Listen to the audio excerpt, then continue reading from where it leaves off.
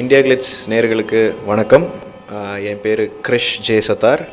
நான் மாலினி 22 பாளையம் கோட்டை படத்தில் ஹீரோவாக அறிமுகமாகிறேன் தமிழில். இது ஒரு மலையாளம் படத்தோட ரீமேக். 22 ஃபீமேல் கோட்டயம் இந்த படம் பேர் மலையாளத்தில். ரொம்பவே ஒரு பேரும் புகழும் பெற்ற படம் இது மலையாளத்தில். அண்ட் ஒரு ரெவல்யூஷனரி சப்ஜெக்ட், மிகப்பெரிய வெற்றி அடைந்த ஒரு சப்ஜெக்ட். ஸோ இந்த படத்தை நம்ம தமிழ்லேயும் தெலுங்குலேயும் ரீமேக் பண்ணியிருக்கோம். ஹோப்ஃபுல்லி அவங்க மலையாளத்தில் க்ரியேட் பண்ண அந்த மேஜிக்கை நாங்கள் இதில் ரீக்ரியேட் பண்ணியிருக்கோம். நான் முழுசாக நம்புகிறேன். அதுக்காக ரொம்ப கஷ்டப்பட்டுருக்கோம். ஆர்டிஸ்ட் மட்டும் இல்லை, support staff, crew, costume designers, makeup artist எல்லாருமே ரொம்ப கஷ்டப்பட்டுருக்காங்க.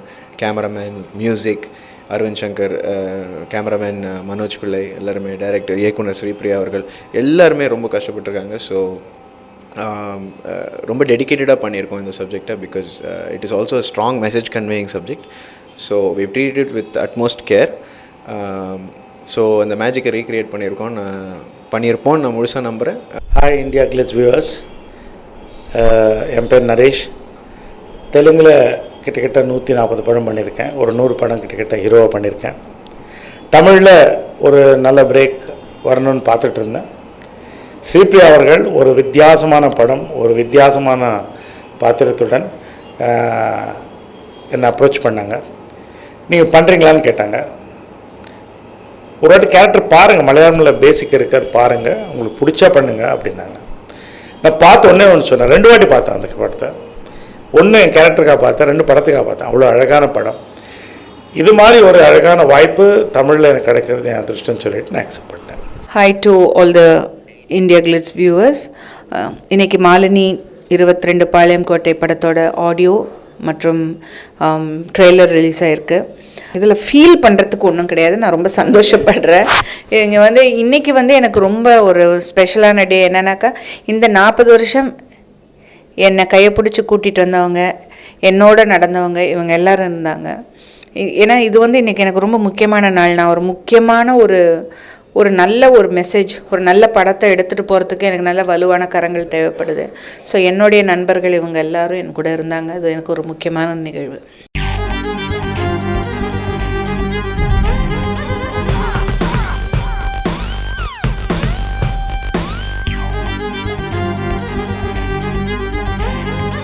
உமன் சென்ட்ரிக் மூவியில் ஏன் ஹீரோக்கும் வில்லனுக்கும் ஸ்கோப் இருக்காது? உமன் சென்ட்ரிக் மூவியும் பண்ணணும். உமன் சென்ட்ரிக் மூவி நமக்கு இப்போ இல்லை இந்த காலத்தில். அது வர்றது ரொம்ப ரொம்ப ரொம்ப நல்ல ஒரு விஷயம். ஏன்னா இப்போ முதல்ல பார்த்துருந்தீங்கன்னா 10 படம் வந்துச்சுன்னா 5 படம் விமன் சென்ட்ரிக்காக இருக்கும். 70s 80sலலாம் எங்கள் அம்மாலாம் ரொம்ப நிறைய விமன் சென்ட்ரிக் ரோல்ஸ் பண்ணக்கூடிய லக் இருந்தது. இப்போ என்னடான்னா விமன் சென்ட்ரிக் ரோல்ஸு ஆல்மோஸ்ட் ஒரு ரேரிட்டி. கோஹினூர் டைமண்ட் கண்டுபிடிச்ச மாதிரி எங்கேயாவது போய் தேடணும் போல் இருக்குது விமன் சென்ட்ரிக்ஸை. ஸோ அந்த மாதிரி ஒரு டைமில் ஒரு இவ்வளோ பெரிய ஒரு விமன் சென்ட்ரிக் சப்ஜெக்டு கேரளாவில் அது ரொம்ப பேசப்பட்டு அது தமிழ்லேயும் தெலுங்குலேயும் பண்ணியிருக்காங்கன்னா தென் அது அவ்வளோ ஒரு சக்ஸஸ்ஃபுல் வெஞ்சராக இருந்ததுனால தானே நம்ம இப்படி ரீமேக் பண்ணுறோம், எல்லாமே பண்ணுறோம். ஸோ ஐ திங்க் ஒரு கேப்பை ஃபில் பண்ணுறதுக்கு இது ஒரு நல்ல ஒரு ஸ்டார்ட்னு நினைக்கிறேன். இப்போ ஹீரோ சென்ட்ரிக் ஃபிலிமில் ஃபீமேல்ஸுக்கு பெர்ஃபார்ம் பண்ண முடியலன்னு யாருமே சொல்ல மாட்டாங்க. ஸோ அதே மாதிரி ஃபீமேல் சென்ட்ரிக் சப்ஜெக்டில் ஹீரோஸுக்கு பெர்ஃபார்ம் பண்ண முடியாதுன்னு I don't think that's logical. எல்லாருக்குமே எல்லா இடத்துலையும் பெர்ஃபார்ம் பண்ண முடியும் as actors. And all type of movies should be there. Woman centric, hero centric, everything should be there. பேசிக்காக இந்த படம் நான் என்ன சொல்கிறேன்னா, இந்த காலத்தில் மெசேஜ், ஒரு அழகான மெசேஜ் இருக்குது படத்தில். ஒரு சோஷியல் திங்கிங் கூட ஸ்ரீபிரியா அவங்க இந்த படத்தை எடுத்திருக்காங்க. ஆனால் இதில் அழகு என்னன்னா, மலையாளம் கூட நல்ல பெரிய ஹிட் ஆச்சு இந்த படம். ஒரு அழகான மெசேஜை ஒரு நல்ல என்டர்டெயின்மெண்ட்டோட, ஒரு டிஃப்ரெண்ட் ஃபார்ம் ஆஃப் என்டர்டெயின்மெண்ட் ஓட சொன்ன படம் இந்த படம். அதோட அழகான இயக்கம், நல்ல ப்ரொடக்ஷன் வேல்யூஸ், நல்ல மியூசிக், நல்ல ஃபோட்டோகிராஃபி எல்லாம் சேர்ந்து, நல்ல பர்ஃபார்மன்ஸஸ் எல்லாத்தையும் சேர்ந்து ஒரு அழகான ப்ராடக்ட் தான் மாலினி 22. என் கேரக்டருக்கு நான் தெலுங்கில் நிறைய கிட்டத்தட்ட நான் 100 படம் மேலே பண்ணுறதுலாம் ரொமான்டிக் ஹீரோ, அது மாதிரி படங்கள் ஜாஸ்தி பண்ணியிருக்கேன்.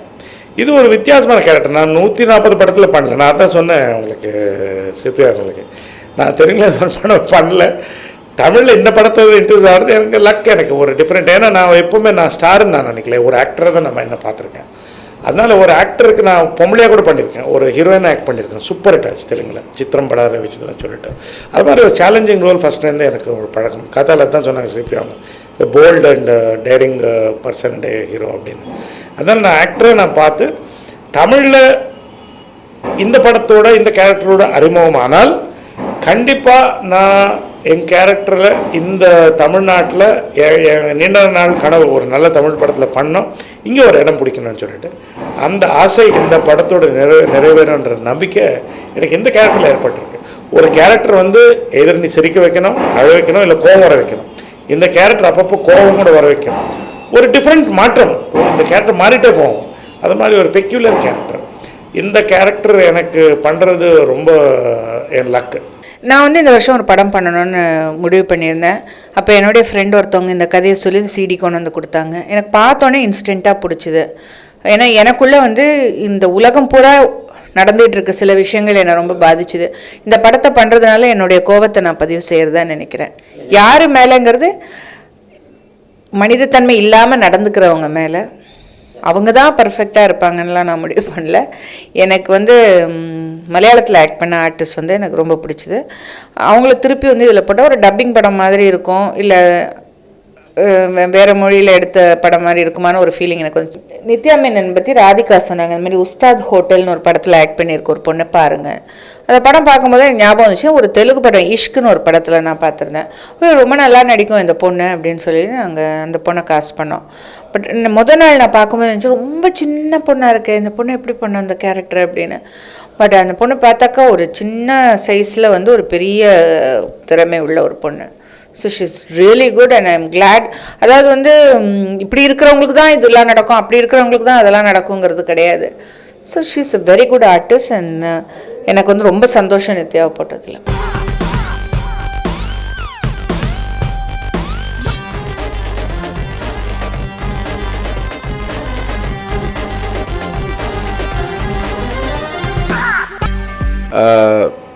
இது ஒரு மெசேஜ் கன்வேயிங் சப்ஜெக்ட். அந்த ஒரு strong and powerful message to both men and women conveying subject. So அதுக்காக ஒரு ஸ்பெஷல் டேக்லைனை தேர்ந்தெடுக்கணுன்றதுக்காக ரெஜிஸ்டர் யுவர் ஆங்கர்ன்றது ஆடியோ லான்ச்சுக்கு மாத்திரம் வச்சது. படத்தோட கேப்ஷன் வந்து never love a Stranger. So it is not directed at anybody in the film. It is for the message more. Character இந்த படத்தில் ரொம்ப இன்ட்ரெஸ்டிங்கான கேரக்டர். அது ரொம்ப சேலஞ்சிங்கான கேரக்டர். இவ்வளோ பெரிய ஒரு சேலஞ்சை எனக்கு இவ்வளோ சீக்கிரம் என் கரியரில் நம்பிக்கையோடு யாராவது என்கிட்ட வந்துட்டு கொடுப்பாங்கன்னு நான் நம்பவே இல்லை. It's a very lucky thing that has happen to me. And it's a very interesting, நிறைய ட்விஸ்ட் அண்ட் டர்ன்ஸ் உள்ள ஒரு கேரக்டர். ஸோ படத்தை பார்க்கும்போது உங்களுக்கு அது நான் கஷ்டப்பட்டு பெர்ஃபார்ம் பண்ணியிருக்கேன். நேர்கள் படத்தை பார்த்துட்டு அது அவங்களுக்கும் பிடிக்கும்னு நான் நம்புகிறேன். நல்லா வரணுன்றதுக்காக ப்ரே பண்ணிக்கங்க. பெஸ்ட் விஷஸ் உங்களோடது என் கூட இருக்கணும். நான் வந்து பேசிக்காக ஸ்ரீப்ரியா அவங்க ஃபேன், நான் பயங்கரமான ஃபேன். சின்னப்பெல்லாம் அவங்க மேடை ஏறினா நான் போய் உட்காந்து பார்த்துட்டு இருப்பேன். அது மாதிரி ஒரு ஃபேன் நான். அவங்க ஃபோன் பண்ணி கேட்டோம், அதை சொன்னேன் ஸ்டாரு படத்தில் நான் பண்ண போகிறேன். இல்லை ஏன்னா டைரக்டர் பாருங்கள் நீ நல்லா பண்ணோம் அப்படின்னாங்க. கண்டிப்பாங்க அவங்க பண்ணுறப்ப எங்கள் மதர் கூட ஃபிலிம் லேடி டைரக்டர் இந்த விஜயமில் அவங்க கிட்டத்தட்ட 50 படம் பண்ணியிருக்காங்க, வேர்ல்டு ரெக்கார்டு ஹோல்டர். எங்கள் அம்மா கேமரா பிடிச்சிட்டு நின்னா ரொம்ப கர்வமாக இருக்கும் ஒரு லேடி அந்த கேமரா பிடி. அந்த ஃபீலிங் திரும்பி இப்போ நான் ஸ்ரீப்ரியா அவங்க பண்ணப்போ பார்த்தேன். எல்லாம் ஒரு இயக்குனர் என்னென்னா ஒரு வசனம், திரைக்கதை, இயக்கம், இதில் ஒரு கமாண்ட் இருக்கணும், அவங்க தான் சக்ஸஸ் ஆகும். ஆனால் இது எல்லாத்தோட ஆர்டிஸ்ட் பர்ஃபார்மன்ஸ் கூட அவங்க எக்ஸ்ப்ரெஸ் பண்ணி சொல்லக்கூடிய திறமை கம்மியான இயக்குனர், எல்லா இயக்குனருக்கும் இருக்கார். தமிழில் இப்படி பாலச்சந்தர் சார் இருக்கார், தெலுங்கில் கே விஸ்வநாத், சங்கரபாணம், அது மாதிரி இயக்குனர்கள். அந்த ஒரு கேட்டகரிக்கு சேர்ந்தவங்க தான் ஸ்ரீப்ரியா. இன்னொன்று என்னென்னா she is a producer director. அவங்க ஹஸ்பண்ட் தான் ப்ரொடியூசர். அவர் என்ன கேட்டாலும் கொடுத்துருக்காரு இந்த படத்துக்கு. Wonderful production values. ஆனால் ஒரு நிமிஷம் வேஸ்ட் பண்ணல. நிறைய சில பேர் டைரக்டர் செட்டு மேலே கூட உட்காந்து எழுதுவாங்க வசனம். இவங்களை நான் அப்போ அப்படி பார்த்ததில்ல. வந்த ஸ்கிரிப்டோடு வருவாங்க, இது வேணும்னு சொல்லுவாங்க, டைரக்ட் என்ன நடக்குது சைலண்ட்டாக இருக்கும், சாயங்காலத்தை முடிச்சுட்டுவாங்க. பர்ஃபெக்ட் நினச்ச ஒர்க்கு முடிஞ்சிடும். அது ஒரு பெண்ணால் தான் முடியும், அது ஸ்ரீபிரியாவால் தான் முடியும். அதே மாதிரி அவங்க நினச்ச நாளுக்குன்னா 10 நாள் முன்னாடி வித் ஃபுல் குவாலிட்டி எடுத்திருக்காங்க. அப்புறம் என்னென்னா ஒரு ஃபீல், இந்த படத்தில் ஒரு ஃபீல், சும்மா ஒரு டைலாக் சொல்லிட்டு போகிற படம் கிடையாது இது. ஃபோட்டோகிராஃபியில் ஒரு பவர் வேணும் எல்லாம். அது மாதிரி ஒரு நல்ல ஃபோட்டோகிராஃபர், ஒரு நல்ல மியூசிக், அரவிந்த் சங்கர், இதெல்லாம் சேர்த்து ஸ்ரீபிரியா அவர்கள் ஒரு, நான் எப்போவுமே சொல்லுவேன், நடிகர்ன்றது குதிரை மாதிரி, டைரக்டர் ஜாக்கி மாதிரி. நல்ல ஜாக்கி இருந்தால் குதிரை நல்லா ஓடும்னு சொல்லிட்டு ஸ்ரீபிரியா அவங்க வந்து இந்த படம் பார்த்த அப்புறம் எனக்கு ஃபோன் பண்ணி, நரேஷ் ரொம்ப நல்லா நடிச்சிருக்கீங்கன்னா எனக்கு கண்ணில் தண்ணி வந்துச்சு. ரொம்ப சந்தோஷப்பட்டேன். ஏன்னா அவங்க படம் பார்த்து அவங்க நடிகை நான் ரசிச்சிருக்கேன். அவங்க வந்து ஒரு டைரக்டராக என்னை சொன்னப்போ சந்தோஷப்பட்டு நான் சொன்னேன், நான் நடிக்கிறது ரொம்ப இது ஒரு கிரேட் இல்லை, ஏன்னா ஒரு படத்தில் நடிச்சிருக்கேன், நீங்கள் என்னை அழகாக நடிக்க வச்சுங்க இந்த படத்தில், அதுக்கு நான் ரொம்ப சந்தோஷம், உங்களுக்கு தேங்க்ஸ் சொல்கிறேன்னு சொன்னேன். எனக்கு எந்த பிரச்சனையும் கிடையாது. I had really good rapport with her. I don't know, see நீங்கள் எடுத்துக்கிட்டிங்கன்னா ஒரு நாட்டோட போராட்ட சுதந்திர வீரன் வந்து இன்னொரு நாட்டோட தீவிரவாதியாக கருதப்படுறான். ஸோ எனக்கு பிடிச்சவங்க உங்களுக்கு பிடிக்கணுங்கிற அவசியம் இல்லை. என்கிட்ட அவங்களுக்கு எந்த ப்ராப்ளமும் எனக்கு கிடையாது. என்னை வந்து அதை பிரியாமான்னு தான் கூப்பிடும், வந்தோடனே கட்டி பிடிச்சி hug me and all that. So we had no problem. ஆமாம் ஆமாம், இல்லை தப்பானே நானும் சொல்ல. என்னை பொறுத்த வரைக்கும் திமிரெலாம் என்கிட்ட ஒன்றும் காமிக்கல. என்னை பார்த்தா ரொம்ப திமிராக இருந்ததோ என்னமோ அதுக்கு தெரியல. But actually I had no problem. Krish வந்து எனக்கு சின்ன பையனாக இருக்கும் போதுலேருந்தே தெரியும். அவங்க அம்மா எல்லோரும் எங்களுக்கு ஃபேமிலி ஃப்ரெண்ட்ஸு. ஸோ இந்த பையன் வந்து ஒரு நிறைய படித்த பையன், எங்கேயோ சில்லியில் ஒர்க் பண்ணுறாங்க அப்படின்னு சொன்னாங்க. அப்புறம் திடீர்னு சொன்னால் நான் நடிக்க போகிறேன். சரி, இந்த படத்துக்கு வந்து நாங்கள் எல்லா ஹீரோஸும் நிறைய பேரை கேட்டோம். அவங்களாம் ஐயோ நாங்கள் பண்ண மாட்டோம். அப்புறம் இந்த பையன் வந்து நீ பண்ணுறியான்னு கேட்டோம். நான் பண்ணுறேன் அப்படின்னு சொன்னார். ஸோ இல்லை, என்னோட செட்டில் வந்து நீங்கள் அவங்களெல்லாமே கேளுங்க. We use to have really good time. Because நாங்கள் வந்து ஒரு சீரியஸாக சீன் எடுக்கிறோம், எல்லோரும் இப்படி உட்காந்துருக்கணும் அப்படிலாம் கிடையாது. எங்களோட ஒர்க் அந்த ஷார்ட் முடிஞ்சோன்னே ஸோ எல்லாருமே எனக்கு வந்து தெரிஞ்சவங்க தான். அதனால் இது வந்து ரொம்ப என்ஜாயபிள் ஷூட்டாக இருந்தது. என்னோடய கேமராமேன் வந்து இப்போல்லாம் வந்து ஒரு நாளைக்கு என்னமோ காலைல கூட சூர்யா சொன்னார் 30-40 ஷாட் எடுப்போம். நாங்கள் வந்து 120 ஷார்ட்ஸ் வரைக்கும் எடுத்திருக்கோம் ஒரு நாளைக்கு. It's because of the cameraman. அவர் ரொம்ப ஃபாஸ்ட்டாக எடுப்பார். அதே நேரம் there is no compromise on quality. அவர் வந்து சந்தோஷ் சிவமோட அசிஸ்டண்ட்டு. அவங்க வந்து ரொம்ப ப்ரொஃபஷ்னல் சிங்கர். அவங்க சும்மா ஆசைக்கு பாடுறது ஒன் வேர்டாக பாடுறதுலாம் கிடையாது, நல்லா பாடுவாங்க. ஒரு பாட்டு விஜய் யேசுதாஸோட பாடியிருக்காங்க, இன்னொரு பாட்டு வந்து சோலோ, இன்னொன்று வந்து அவங்க ஹர்ஷிதான்னு ஒரு சிங்கரை அவங்கெல்லாம் பாடியிருக்காங்க. என்னென்ன சேஞ்சஸ் பண்ணியிருக்கோம் நான் இப்போ சொல்ல மாட்டேன், அது வந்து சஸ்பென்ஸாக இருக்கட்டும். But there are some changes which we have done. But main கதை அதுதான். இது வந்து நாங்கள் அந்த படத்தை 10 வாட்டி நான் பார்த்துருப்பேன். அதுக்கப்புறம் ஸ்கிரிப்ட் படிச்சிருக்கேன். அதுக்கப்புறம் நான் அந்த கதையை மட்டும் மனசில் வச்சுட்டு அது ஒரு புது கதை மாதிரி தான் நாங்கள் பண்ணியிருக்கோம். பட் அதில் எந்த முக்கியமான அந்த கருத்து, அந்த காட்சிகள்லாம் மாற்றப்படலை.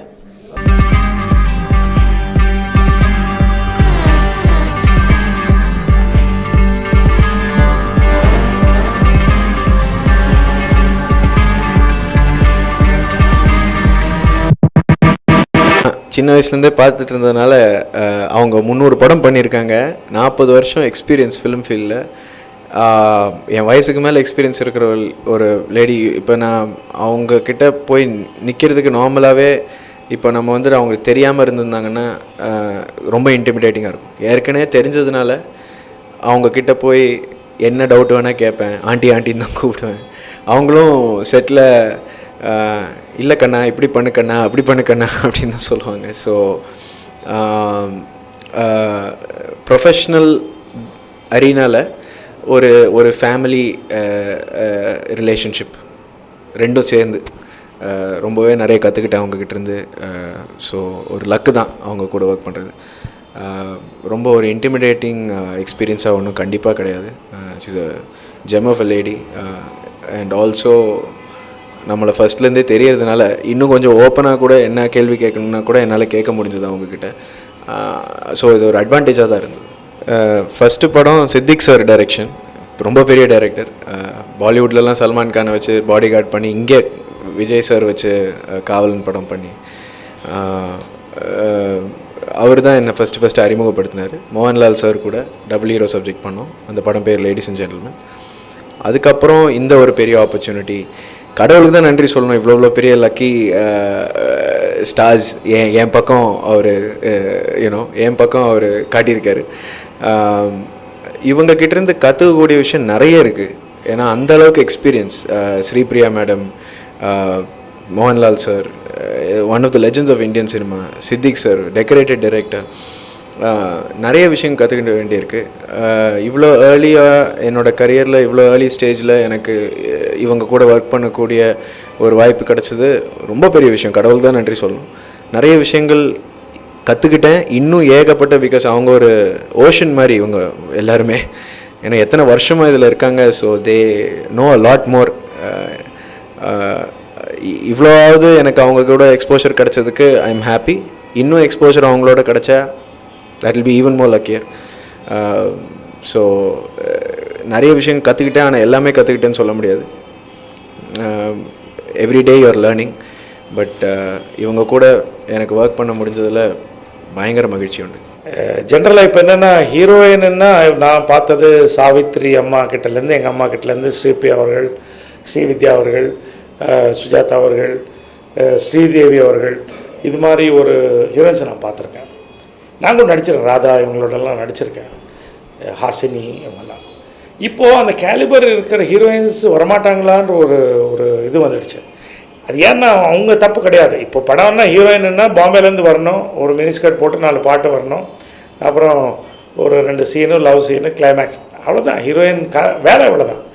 ஆனால் இப்போ இந்த படத்துக்கு அப்புறம் நித்யா மேனன் அந்த ஸ்லாட், அந்த சூப்பர் ஹீரோயின் ஸ்லாட் ஃபில்அப் பண்ணுவான்ற நம்பிக்கை எனக்கு. ஏன்னா காத்தால் வேறு சொல்லிட்டு she is an actress who things அப்படின்னாங்க. திங்க் பண்ணி பண்ணுவாங்க. ஒரு கேரக்டர் எப்படி பண்ணணும், அது தேவையான ஒரு எல்லா அம்சங்களும் எடுத்துக்கிட்டு அழகாக பண்ணுற ஒரு கெப்பாசிட்டி உள்ள ஹீரோயின் அவங்க.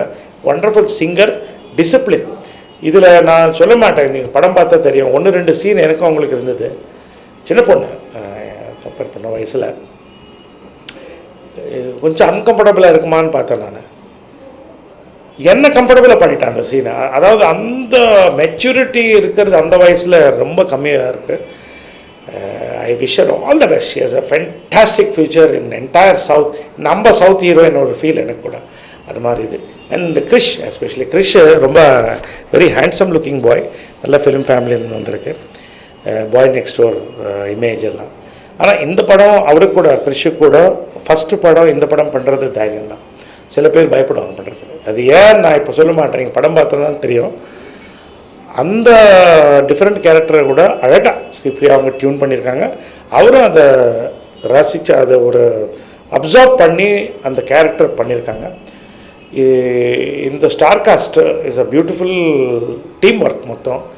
ப்ளஸ் இதுக்கு ஃபோட்டோகிராஃபி ஒன்று கண்டிப்பாக சொல்லணும். ஏன்னா மனோஜ் பிள்ளை இது சாதாரணமாக ஒரு நல்ல கலர்ஃபுல் சாங்ஸ் இது மாதிரி எல்லாம் இருக்குது, இதுலேயே இருக்குது, இல்லைன்னு சொல்ல.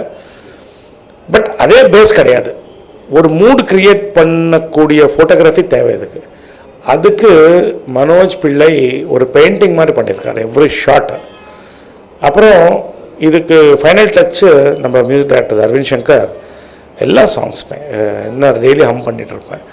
எவ்ரி சிடி, ஒவ்வொரு காரில் இந்த சிடி இருக்கும், அந்த நம்பிக்கை இருக்குது. அந்த அழகான songs, production values, Rajkumar Sethupathi அவர்கள், அதே விதமாக நம்ம சுரேஷ் பாலாஜி அவர்கள், இவங்கெல்லாம் கூட wonderful. George production team, fantastic team, நல்ல ப்ரொடக்ஷன் வேல்யூஸ் கொடுத்து ஒரு நல்ல ப்ராஜெக்டோட ராஜ்குமார் சேதுபதி தியேட்டர்ஸ் முன்னுக்கு வராங்க.